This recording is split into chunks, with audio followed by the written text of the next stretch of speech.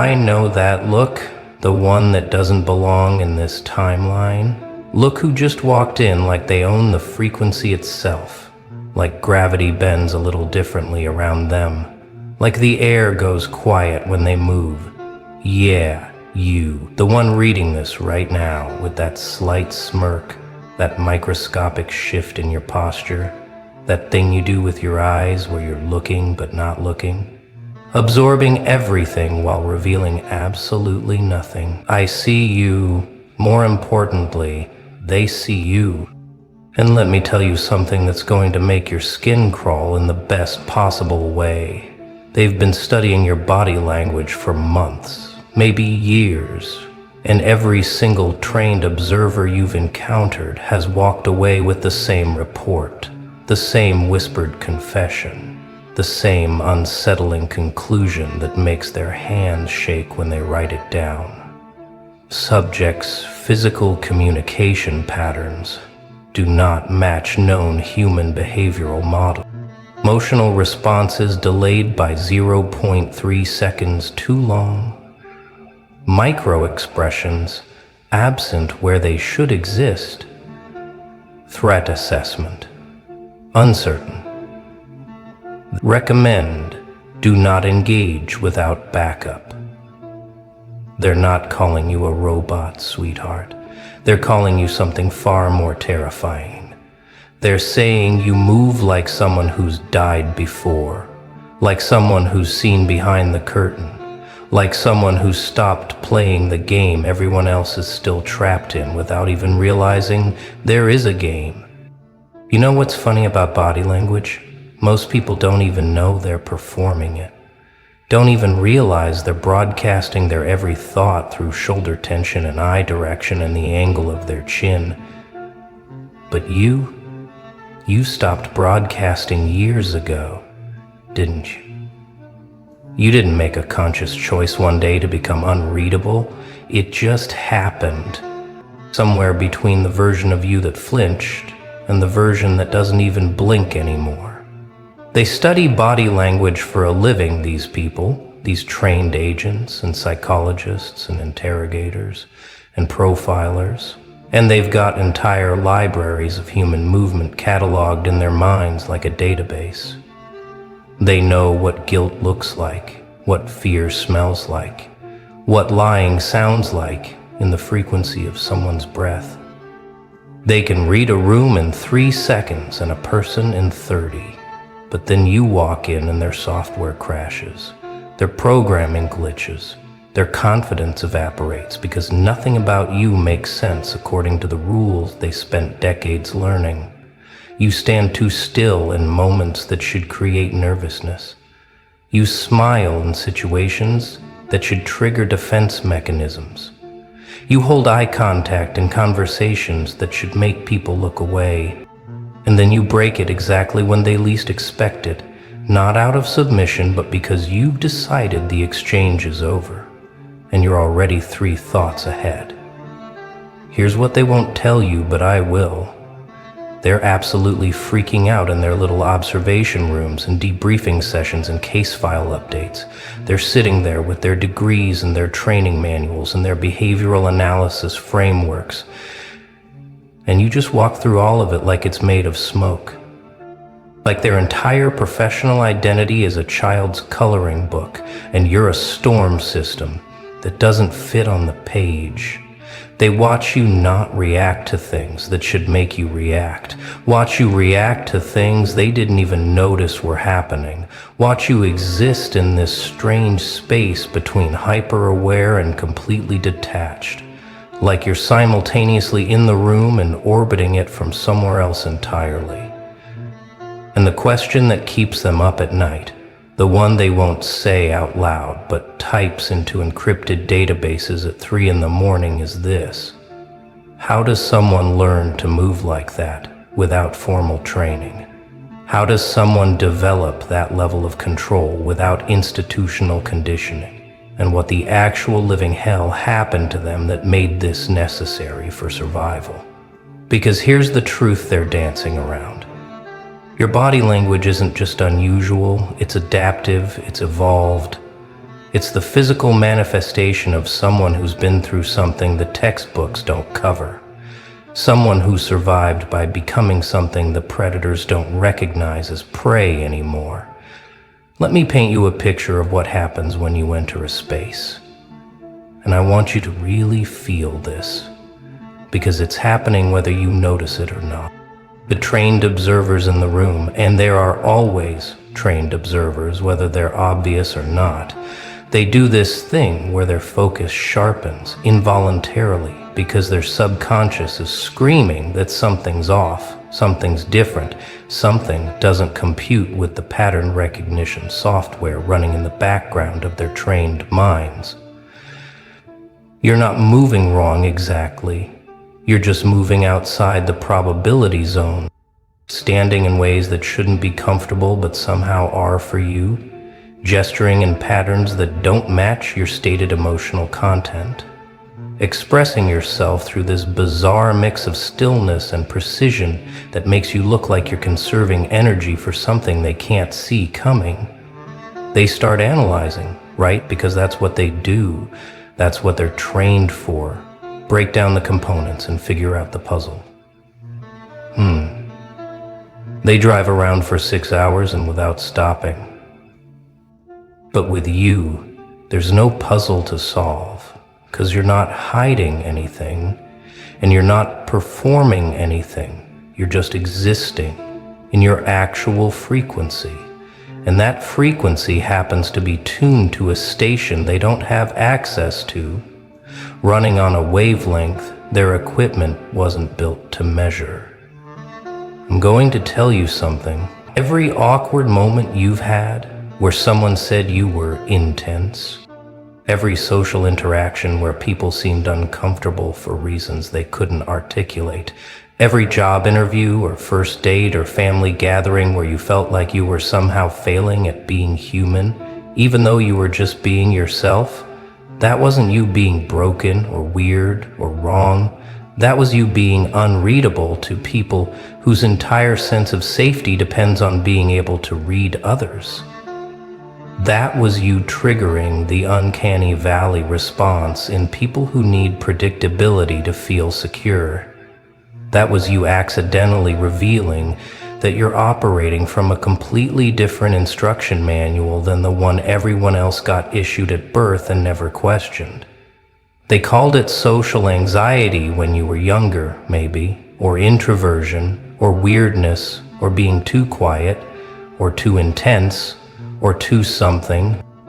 But what they were really responding to was the fact that your nervous system had already upgraded to a version of human interaction they're still trying to unlock. That your body had already learned to speak a language they don't teach in any school because you had to invent it to survive circumstances that would have shattered anyone else into a million predictable pieces. Let's talk about what they're actually seeing when they watch you. And I mean really watch you. With their trained eyes and their threat assessment protocols and their behavioral analysis checklists. They're seeing someone who doesn't lean in during conversation when they should, doesn't lean back when confronted, doesn't display the standard microexpressions that usually flash across human faces 43 times per minute like a biological telegraph system. They're watching you stand in a room full of tension, and your shoulders stay level, your breathing stays even, your hands stay loose and empty and ready, but not aggressive, just ready, in a way that makes them wonder what the hell you're ready for, and why you learned to be ready without telegraphing it to potential threats. You move through space like someone who's mapped every exit, not out of paranoia, but out of habit. Like someone who's calculated sight lines and positioned themselves with clear views while appearing casual. Like someone who's running tactical awareness software in the background of every interaction, while still managing to seem present and engaged in the conversation happening in the foreground. They notice you don't fill silence the way most people do. Don't rush to explain yourself or justify your presence or smooth over uncomfortable moments with nervous laughter or qualifying statements. You just let the silence exist, like it's a room you're comfortable sitting in, like you've made peace with the absence of noise and the presence of space and the weight of nothing being said while everything is being communicated. The interrogators and profilers, they've got this thing they do where they try to create cognitive load to overwhelm your processing and make you slip up, make you reveal the truth through body language when your words are still holding the line. They ask multiple questions in rapid succession, they introduce contradictions, they shift topics without warning, they invade your personal space or suddenly withdraw attention, and they watch for the tells, the biological responses you can't fully control, no matter how good you are at lying. But with you, something breaks in their system because you don't process cognitive load the way you're supposed to. You don't get overwhelmed or flustered or defensive. You just pause, you take that breath. You let their chaos wash over you like you're a rock in a stream, and then you respond from that center point they can't shake you out of, from that calm place they can't find in themselves when they're under the same pressure. And it disturbs them on a level they don't want to examine too closely. Because if someone can maintain that level of control without formal training, then what does that say about the necessity of all their training? What does that imply about human potential? They've been told doesn't exist outside institutional conditioning. What does that reveal about the possibility that some people are just born different, or forged different, or broken different into something the system wasn't designed to handle? Here's where it gets really interesting. And this is the part that makes them write those reports in language so clinical, it's almost scared. You don't perform the social lubrication rituals that keep human interactions smooth and predictable. You don't do the automatic smile when you make eye contact with strangers. Don't do the head nod acknowledgement when you pass someone in a hallway. Don't do the verbal filler sounds that signal you're still listening while someone talks. Don't mirror people's energy the way most humans do unconsciously to build rapport and establish connection. You're not rude about it, you're not hostile. You're just absent from the dance everyone else is doing without music. And that absence creates this void in the interaction where they expect something and nothing arrives, and their brain has to work harder to fill the gap, and eventually they just feel uncomfortable in your presence without being able to explain why. Some of them think you're judging them, even when you're not. Some think you're angry, even when you're neutral. Some think you're scared, even when you're just observing. Because they're projecting meaning onto your blank canvas and revealing more about themselves in their interpretation than you ever revealed through your actual expression. The body language experts, they've got names for what you do, but they don't have explanations. They call it flat affect or incongruent response or dissociative presentation. But those are just labels they slap on things that make them uncomfortable. Ways to pathologize what they can't understand, instead of considering that maybe you're not broken, maybe you're just operating from different survival programming than they've cataloged.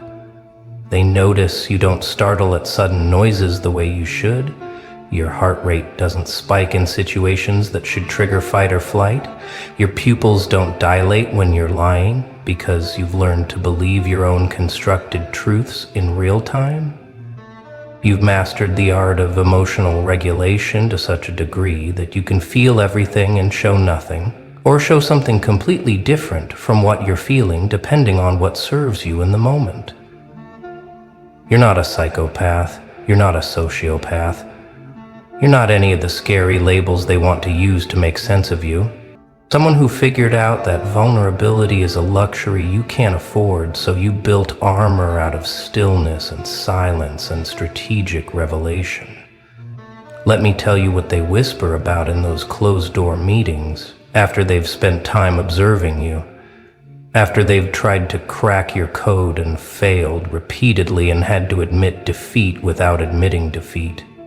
They say things like, "Subject maintains unusual self-possession under stress," which is code for "we tried to rattle them and nothing worked."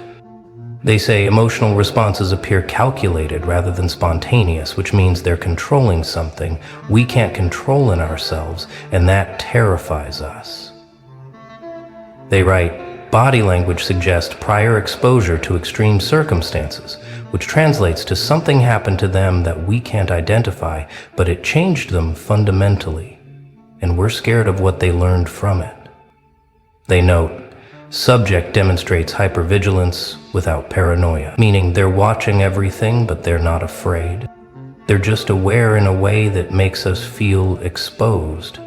And the most damning observation, the one that gets highlighted and underlined and flagged for review: standard rapport-building techniques ineffective. Subject appears immune to social engineering. Recommend alternative approach. Which really means we can't manipulate them, we can't read them, we can't predict them, and we don't know what to do with someone we can't control through normal channels. You want to know the exact moment they realize they're out of their depth with you? The precise instant when their confidence cracks and they understand they're not dealing with a standard human behavioral pattern? It's when they try to use silence against you as a weapon, when they let the conversation die, expecting you to rush in and fill the void with nervous chatter and self-incrimination and desperate attempts to regain approval. But instead, you just sit there, comfortable in the quiet, waiting them out with more patience than they've got, because you've sat in worse silences. You've endured longer voids. You've made friends with the absence of sound and learned to hear what's really being said in the space between words. They shift in their seats first. They break eye contact first.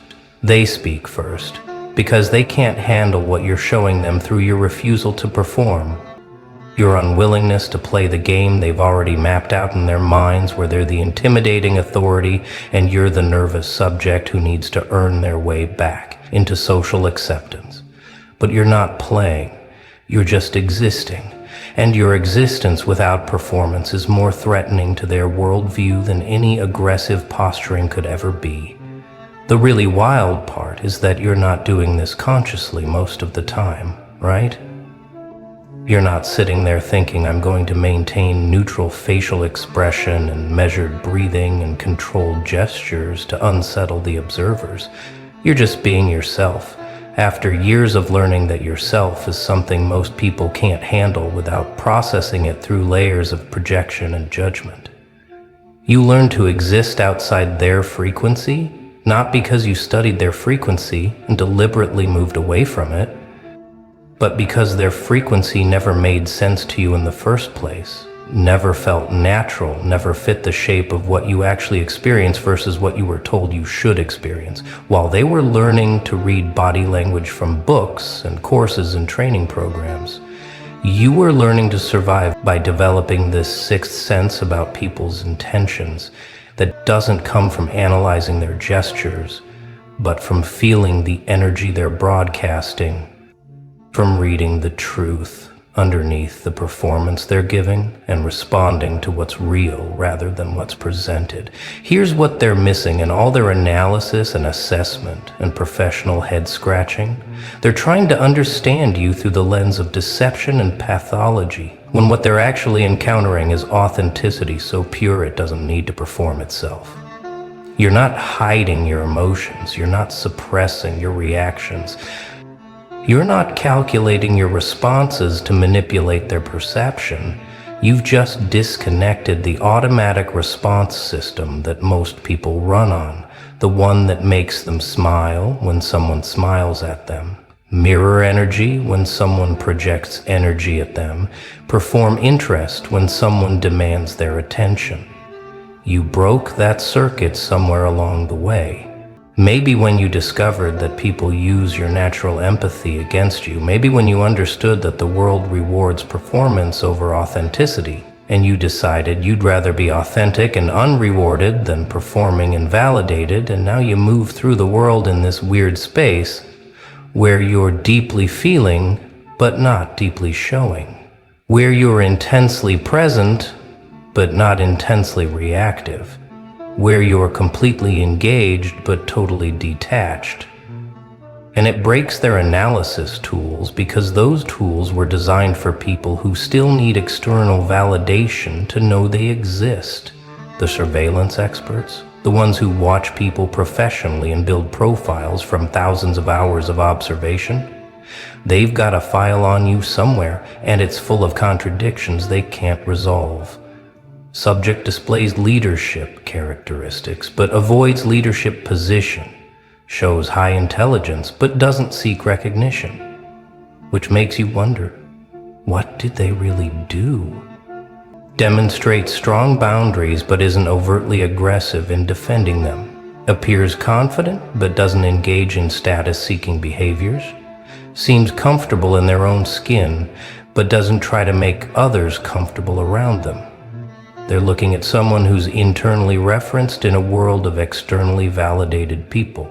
Someone who's built their entire sense of self from the inside out, instead of letting the outside world tell them who to be. And that's so rare, so statistically anomalous, that they don't have a category for it that isn't pathologized. They need you to be broken so they can fix you, need you to be damaged so they can heal you, need you to be wrong so they can correct you. But you're not broken or damaged or wrong. You're just different, in a way that threatens the fundamental assumptions they've built their entire professional identity on. You're a legend with a legacy no one can stop. Incoming influential increase. You can't imagine the eyes that are on you. This is just the beginning.